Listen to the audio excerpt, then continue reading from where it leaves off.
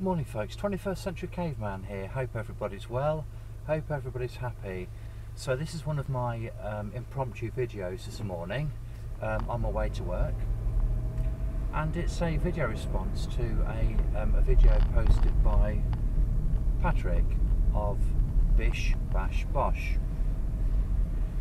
And the essence of Patrick's video was that, I mean, this chap's been out of work for a short time now, and you know, he's got to have some money coming in. And I think, you know, a lot of us have been in those situations, unfortunately, and you know, we have to be resourceful. Now, I don't know a tremendous amount. excuse me, I don't know a tremendous amount about Patrick. I know that he's done some previous office work. Patrick is probably in his sort of like 30s, 40s.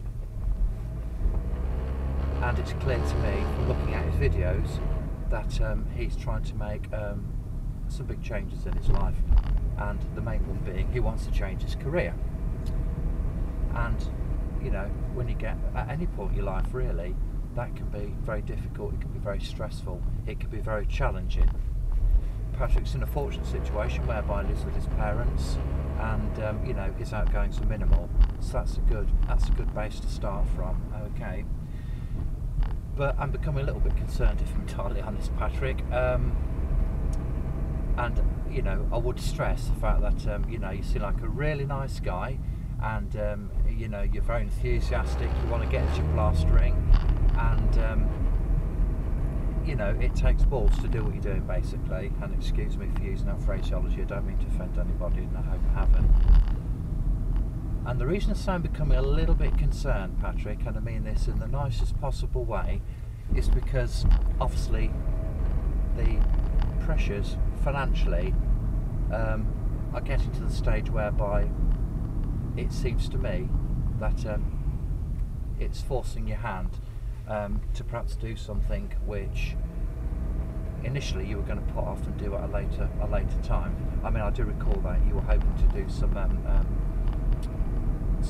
work, some even free work for a plasterer, and nobody likes working gratis, but then again, you know, it's a good way of picking up valuable experience. Now obviously that doesn't look as if that's going to come to fruition for whatever reason, and you know, you've expressed an interest in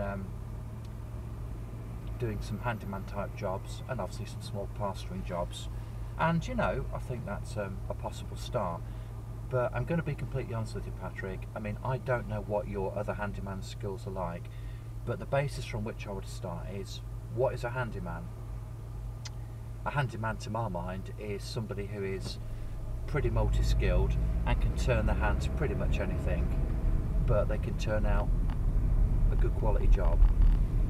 And the reason why I stress that is because, I mean, it may well be the case that, you know, you're capable of doing other stuff, and you know, it may be the case that you can turn out good quality jobs doing other things.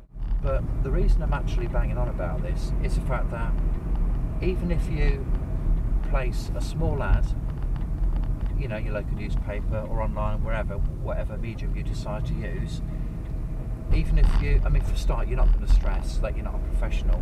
You're going to obviously present yourself as being somebody who is a skilled handyman. And the reason I emphasise that is because people's expectations are very high. I know tradesmen, more so plasterers, who have actually gone out into the public domain and done jobs and turned out some good quality jobs, and they haven't got paid, because there are some unscrupulous members of society out there who want something for nothing. They're trying to screw you over. And even if you go out there and you produce a good quality job, there's always a percentage of people out there who won't pay you anyway, even if it's a really good one. So the point is, if you present yourself as a handyman, to give yourself the best possible chance of getting paid, you've got to be able to turn out a pretty decent job in anything you decide to turn your hand to. Obviously, you know, you've made it clear that you're going to concentrate on low-risk jobs, okay? And I think that's a good strategy if you decide to go ahead with this. And it seems clear that you are, okay? And I really, honestly, sincerely wish you the best of luck with that. But I'm just a little bit concerned because I think you had a viable plan initially. You know, you're going to practice doing your plastering in your own home.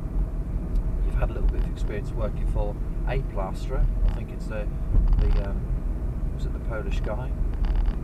But I'm not sure how much your experience extends beyond that. And obviously, you know, you do have practical skills, because, you know, the fact that you've decided to choose the trade, which is, it's a creative, it's a skill-based trade, okay. I think you just got to be careful, Patrick, because, I mean, I don't know exactly where you live, but if you live in an area where, say for example, it's quite a small community, then you've got to be careful that you don't trash your career before it even starts. Because if you perform a mediocre job, then, you know, you might get called back. You might have to do it again. It might be the case that you don't get paid unless you actually turn out a really stunning job. And also, bad news travels fast. So unless you